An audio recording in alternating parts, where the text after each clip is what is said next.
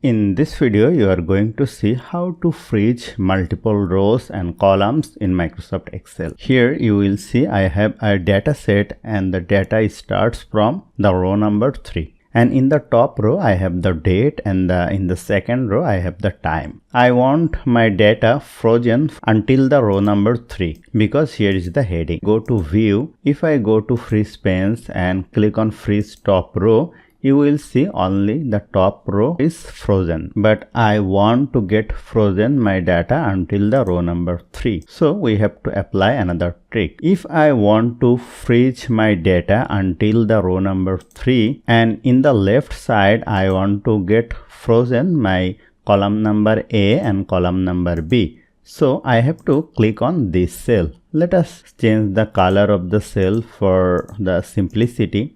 If I click on this cell and if I apply freeze panes, until the row number 3 will be frozen and the column A and column B will be frozen. Let us click on over here, go to View, go to freeze panes and apply freeze panes. Now if I go down, you will see my header is frozen, and if I go to right, you will see until the column number 2 is frozen. So this is the way actually. So hope you found this video helpful. If you like this video, please share this video with your friends and family, and don't forget to subscribe. Thank you.